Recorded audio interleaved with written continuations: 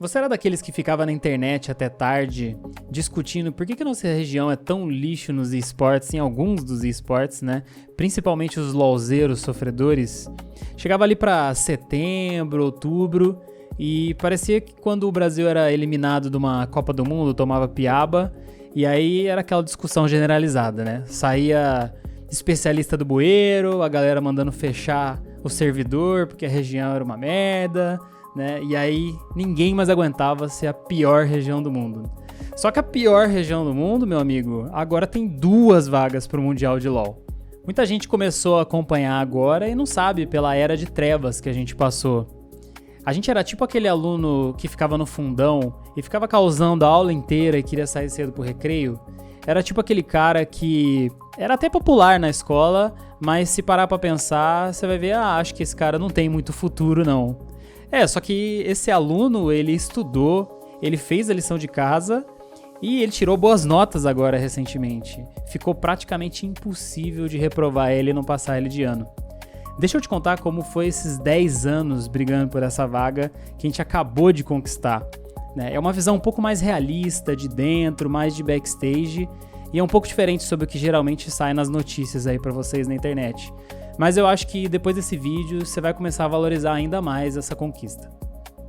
Olha, considerando o tamanho que o LoL é aqui no Brasil, pode ser, acho que uma das maiores notícias dos esportes nossos desde o berço. Pra quem tá chegando agora, pode parecer só mais uma bomba entre tantas que explodiram recentemente, né? A maioria, inclusive, não muito boas, né? Mas pra quem tá aqui praticamente do começo, foi um sopro de esperança depois de muita porrada que a gente levou. Eu vi, inclusive, um monte de gente colocando o próprio rosto na hora de dar essa notícia, né? Noticiando por aí, pra tentar bicar um pouquinho da glória dessa conquista, tentando achar que foi os heróis, né, responsáveis. Só que quem viveu o processo todo sabe que não foi uma coisa só. Teve os constantes anos de recorde de audiência, teve a situação extremamente desconfortável para a arte criada pelos resultados recentes que a gente teve, e teve também a pressão incessante da comunidade que simplesmente não aceitou não como resposta. Só que, para entender como que a gente chegou aqui, você precisa se ligar no buraco que a gente se enfiou. Ou melhor dizendo, né? Que enfiaram a gente. Lá atrás, no Big Bang do LoL, quando as regiões foram separadas e classificadas, rolou uma divisão que perseguiu a gente até pouco tempo atrás, inclusive, chamada regiões Major e regiões Minor. Na época, a Riot usou um tripé de justificativas para meio que elitizar algumas regiões do mundo e manter as outras no escanteio. O primeiro argumento era a maturidade do ecossistema. As regiões originárias, ou seja, aquelas primeiras a existirem o jogo, onde foi lançado, né, e teriam servidores abertos, foram agraciadas com a confiança da empresa em algo que eles já conheciam. Elas eram Europa e Estados Unidos, principalmente. Além dessas, a Coreia do Sul, por exemplo, já tinha um mercado gigantesco e já investia em esportes. Eles já vinham de históricos, né, do StarCraft 2 desde meados dos anos 2000. Na visão deles, o Brasil ainda não tinha estabilidade de infraestrutura e não tinha investidor suficiente também para segurar uma liga grande e bem desenvolvida. O segundo argumento era nível competitivo. Rolava um medo na época de que as regiões que vieram depois iam ser completamente massacradas nos campeonatos internacionais, o que ia deixar os eventos meio sem graça, né? E também afastar a ideia de profissionalismo e interesse do público. Por isso que eles criaram um sistema de wildcards, que depois virou a famosa fase de entrada e recentemente virou o play-in. Esse sistema nada mais era do que mandar ali uns jogos vorazes em que saía só 1 ou 2 vivos para poder entrar no campeonato de fato, para poder jogar de verdade. E por último, o último argumento era a viabilidade econômica, ou seja, qual o real potencial daquele mercado. Não é mistério para ninguém que a nossa moeda já era fraca na época e só piorou desde então. Isso faz com que a receita direta que a empresa ganha por cada consumidor lá seja muito maior em outros países. E além disso, a região Major ela já tinha engatilhado vários patrocinadores gigantescos, como Mercedes-Benz, Red Bull, Mastercard, enquanto que aqui a gente nem evento presencial tinha praticamente. E viajando para o futuro, para os dias de hoje, parece loucura, né? A gente já sabe que praticamente todas essas justificativas foram quebradas. Só que se hoje a gente tem argumento para gritar na cara deles, durante muito tempo a gente foi só aquele amigo gente fina do cenário, o café com leite que contava boas piadas, né? Desde o começo da vinda dos estúdios profissionais, na época de 2015 ali, quando o LoL realmente começou a ser jogado presencialmente e transmitido pra galera, a gente já via um potencial enorme já de criação de novos fãs, não só do esporte em si, mas do jogo também. E isso não aconteceu só com o LoL, obviamente, mas principalmente com o LoL. O LoL veio crescendo absurdamente, virou um dos jogos mais jogados e um dos mais assistidos do mundo, e principalmente aqui no Brasil. Acho que tirando o CS, né, a gente é uma das comunidades maiores do Brasil hoje em dia e mais fiéis também, né?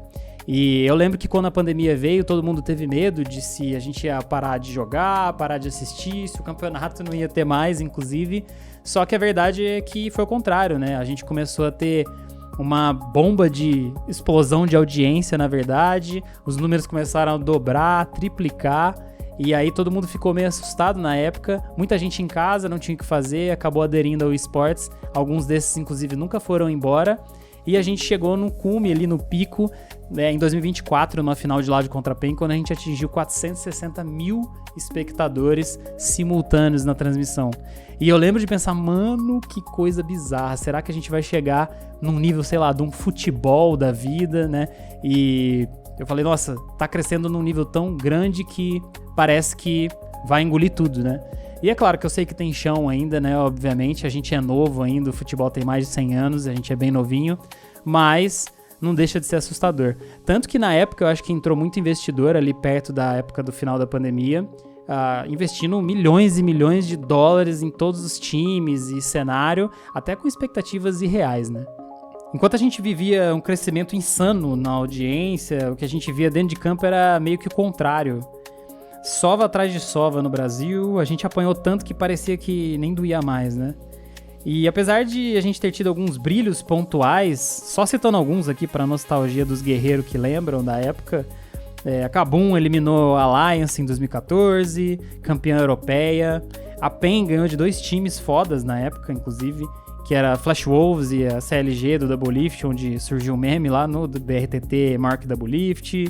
E sem esquecer da vitória relâmpago da NTZ em 2016 sobre o Seed 1 da China, a EDG, né? Quem não lembra dessa?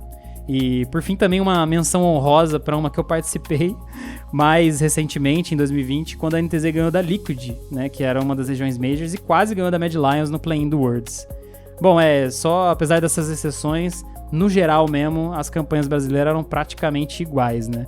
Vai lá, faz uma graça, dá uma jogadinha, dá uma esperança pro pobre coitado que tá em casa e volta pra casa sem nada.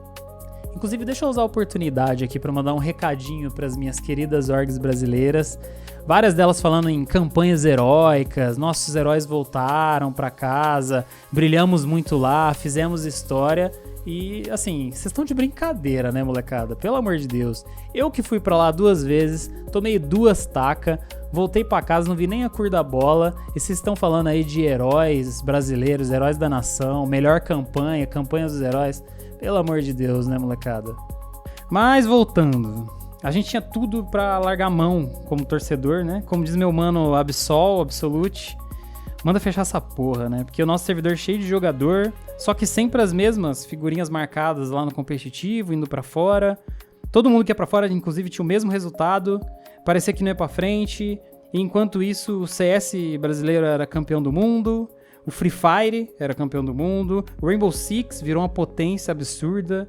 E os times brasileiros foram campeões do mundo também. E o caixão tava aberto, né? Era só deitar e esperar. Só que, olha, se tem uma coisa que fã de LoL BR é teimoso. Isso eu aprendi. No mesmo período dessa sequência de derrota, enquanto as outras regiões como Taiwan e Vietnã, que por sinal são emergentes, né, e disputam com a gente diretamente, essas aí elas oscilaram a audiência, teve dúvida, discussão se ia continuar, para onde que ia. Enquanto isso tudo rolava, a nossa audiência cresceu 60%. Para vocês terem uma ideia, mesmo com o golpe que foi a LTA para as Américas, né, que detonou a nossa marca aqui praticamente do CBLOL, a gente reatingiu aquele pico de 460 mil espectadores agora, praticamente, na final da Copa CBLOL. Isso sem falar que mesmo nossa região ficando congelada, né, em questão de resultados internacionais, sendo tudo igual, alguns desses jogos mais assistidos dos mundiais dos últimos anos foram os da Loud e da PEN. Só que nada disso pareceu importar muito para a Riot durante esses anos, e pelo menos eles tentaram ignorar enquanto dava. Eu vivo falando que eu sou um dinossauro do cenário, né? Um vovô boomer. E eu não tô brincando não, viu? A primeira vez que eu falei publicamente sobre esse negócio de vaga internacional foi uma infelicidade, inclusive, né? Mas gostaria de citar, foi lá em 2017, quando eu era o mero garoto da água ali, o gandula da NTZ do Peter Dunn, aquela famosa. Na época, saiu uma entrevista falando sobre um discurso que eu fiz pro time antes de um jogo contra a Red Canids. Era uma preleção, né? E eu tacava o pau neles, porque eles recusaram uma chance de jogar o Campeonato Internacional, que era a IEM Katowice, em 2017, na Polônia. Eu já tinha essa cabeça, a mesma cabeça que eu tenho hoje, de pensar só no cenário nacional era um negócio meio bairrista. E que a chance de jogar contra os melhores do mundo era o único jeito, ou um dos únicos jeitos, né, da gente ir pra frente e evoluir como região. Pra vocês terem uma ideia, a criança da profecia, né, o tatuzão da Fúria, ele era realmente uma criança da profecia dessa época ainda. Ele tinha 10 anos de idade, tava saindo da fralda, aprendendo tabuada ainda na escola. Mas falando sério, a gente tinha tanta escassez de oportunidade internacional que qualquer migalha ali era um presente divino. As duas experiências que eu tive fora do país, inclusive, me deixaram extremamente frustrado quando eu bati na parede gigante que eu encontrei. Eu nunca contei isso pra ninguém, realmente, só que em 2019, na MSI, depois de perder os 3 primeiros jogos, eu entrei num colapso mental bravo. Era a minha primeira oportunidade, eu tava tratando como a única, praticamente a última, porque sabe-se lá quando que eu ia ter a chance de voltar ali, né? Eu tinha adorado os poucos dias que eu fiquei, jogar entre os melhores, tomar porrada pra melhorar, mas logo eu ia voltar pra casa e recomeçar o ciclo tudo de novo. Eu não conseguia dormir, eu não comia direito, eu queria dar a vida ali só pela chance de ficar mais lá, passar de fase, conquistar alguma coisa pra minha região. Levei bandeira do Brasil, e eu, como eu sou amante de Olimpíada, Copa do Mundo e afins, eu tava tendo até um gostinho do que era ter o país todo ali comigo, representar, né? Eu não queria decepcionar. Quando a gente foi eliminado, a única coisa que eu pensava por meses era voltar para aquele palco e trazer alguma honra para minha casa. Um ano depois, no Mundial de 2020, eu tive outra chance. E apesar da gente ter jogado melhor, a gente ainda parou em 2 pedreiras, né? Que eram seeds de região Major, que eu falei, até comentei, o Team Liquid e a Mad Lions. Um da Europa e um dos Estados Unidos. E a gente ficou por ali mesmo. Inclusive, foi um Last Dance tanto, ele deu até de vontade de fazer um videozinho só disso. Se alguém gostar da ideia, inclusive, deixa nos comentários aí, pra eu saber. Contei algumas dessas coisas só pra vocês terem uma ideia mesmo, de como era estar na pele de alguém que viveu disso, que vive disso até hoje, né? Mas que tinha sempre uma parede ali, uma montanha que era impossível de transpor, né? Olha, só que se tem uma coisa que o esporte ensina é nunca desistir. E eu acho engraçado, né? Porque o brasileiro parece que tá acostumado com isso, né? Tá acostumado com gente passando pra trás, tá acostumado com gente enganando, jogando pra escanteio. E a primeira oportunidade que ele tem, ele agarra com força, né? E eu acho que foi justamente isso que aconteceu nos últimos 2 anos. Em 2024, a Pen Game passou da fase de grupos de Mundial. Algo que não acontecia desde 2016. Além disso, com a criação da LTA em 2025, os times brasileiros tiveram pela primeira vez a chance de treinar e se provar contra os maiores seeds da América do Norte, porque esses maiores seeds vieram pra cá, né, e ficaram aqui alguns dias. Nesse mesmo ano, a Fúria teve mais uma chance lá fora com a criação da EWC, na Arábia Saudita. E desde então, os brasileiros não só bateram de frente, como mostraram que tem mais bala na agulha que a maioria das regiões. A Cade venceu a 100 Thieves, a Red ganhou da Shopify Rebellion e a Fúria simplesmente humilhou a Cloud9 e a Ascent nos últimos campeonatos, né? Preciso nem falar. Depois de anos investindo em talentos, mantendo projetos trainee, academy, priorizando formação de atleta, o resultado finalmente está chegando. E não muito tempo atrás, em diversas coletivas de imprensa dos Mundiais 2022 e 2023, a Anas Aletarra, desculpa a minha pronúncia, né, ex-head global de LoL Sports da Riot, começou a mudar o discurso, admitindo que o gap entre as regiões está diminuindo e o nosso objetivo é que o formato do torneio reflita a evolução das regiões que antes eram consideradas menores. Ou seja, nós mesmos, né? Só para completar aí na gasosa, a torcida e os fãs começaram a cobrar cada vez mais a empresa publicamente mesmo. Teve ideia de boicote da LCS, teve comparação de audiência e tudo culminou com a famosa fala do Tatu depois de vencer agora o America's Cup, aquela do Eu só quero saber porque esses caras têm 3 vagas no Mundial e eu tenho uma. Do momento da criação da LTA até a extinção dela, menos de um ano depois, o fã já estava mostrando que não estava contente com as decisões recentes da Riot, né? E que queria e merecia mais. Mais de 10 anos de dedicação, de lealdade, de não desistir do jogo, nem dos times, continuar jogando, continuar torcendo. Irmão, já tava na hora, né? A pressão tava construindo tão rápido que ficou impossível de ignorar. A nossa audiência já é comparável às maiores do mundo hoje. Nosso engajamento orgânico virou moeda de troca, todo mundo quer um pedacinho ali, né, do público brasileiro nos conteúdos. Vide aí alguns artistas que você vê conversando com o pessoal no Twitter, em outros lugares. E o único argumento lógico que existia para manter a gente no cantinho isolado ali era resultado de fato, que também quebrou recentemente. Com tudo isso na mesa, a Riot Global ainda aprontou com o Brasil. Os sistemas de Majors e Minors, ele foi extinto há um tempo, e mesmo assim, quando que eles fizeram a LTA e depois desmancharam, o CBLOL voltou, a nossa foi a única liga que acabou ficando com uma vaga no Mundial, enquanto todas as outras tinham mais. Eu não preciso nem dizer que isso aí o pessoal não perdoou, né? E o mais interessante é que não foi só aqui que pegou mal. Eu não lembro a última vez que a comunidade mundial do LoL se uniu tanto pra falar mal das decisões da matriz, assim. Eu acho que eles pensaram que aquela solução do aceita caladinho aí, sempre foi assim, ia funcionar. Só que o que aconteceu é que a internet inteira pegou fogo, irmão. E de tudo isso, né, logo depois que o elefante na sala foi resolvido e a segunda vaga finalmente foi anunciada, a gente teve umas aspas curiosas aí do Chris Greeley, né, Global Head of Esports, ou seja, o chefão mundial dos esportes atual da Riot. Ele falou assim, ó: a mudança não foi impulsionada por pressão da comunidade ou resultados competitivos recentes, como o America's Cup. Ela surgiu de uma revisão interna, conduzida após a decisão de separar novamente a LCS e o CBLOL como entidades distintas. Ao revisitar os formatos, concluímos que uma segunda vaga para o Worlds era justificável para manter a paridade regional e o crescimento do ecossistema. Assim, com todo respeito a essa fala do Chris aí, mas assim, eu acho muito difícil nada disso que a gente falou até agora ter influenciado, pelo menos um pouco.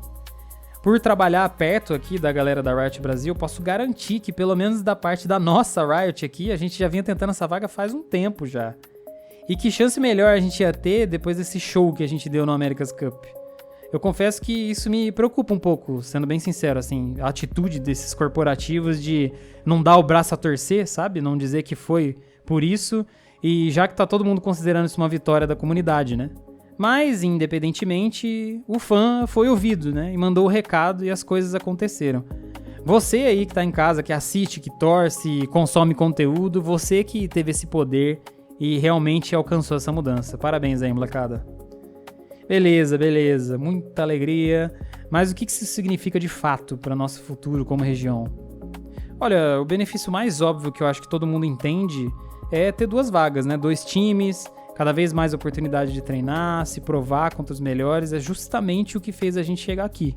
E agora só vai acelerar o nosso processo de crescimento. Mais experiência, mais jogos, mais torcida. Outra coisa, pensando no mercado de jogos em si, não só na parte competitiva, é que o Brasil ganha espaço no jogo mais assistido do mundo, assim como mostrados aí nos últimos reportes das minutagens de streamings e vídeos. Ou seja, quem não é do mundo de games e quer entrar de alguma forma, já vai olhar com olhos diferentes para o nosso país e para os nossos consumidores daqui.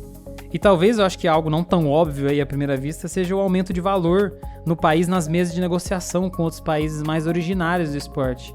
Se lá no começo do vídeo, né, eu falei que quem tinha os melhores patrocinadores, estrutura e valor por viewer era Europa, Estados Unidos, Coreia do Sul, agora você tem regiões como China, Brasil e eles viraram autoridades no assunto. A gente quebrou a lógica e está mostrando que merece mais voz e mais atenção. Só que nada disso vai vir de graça ou garantido, eu tenho certeza. E é por isso que eu acho que é tão importante nós aí como consumidores e fãs, a gente ficar atento e fazer a nossa opinião contar sempre que for preciso. E é isso, galera. Eu queria saber, inclusive, na opinião de vocês, se vocês acham que essa vaga veio na base do grito, ou se veio na base da surra aí que os americanos recentemente tomaram, ou se vocês acham que foi uma revisão interna da Riot e dos seus executivos lá que tomou essa decisão. Inclusive tem gente falando até de uma terceira vaga, né?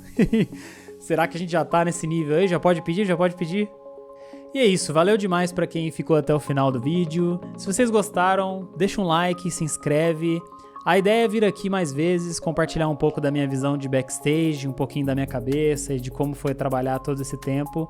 E o feedback de vocês vai ser essencial para que eu volte aqui mais vezes. Valeu, molecada, e até mais.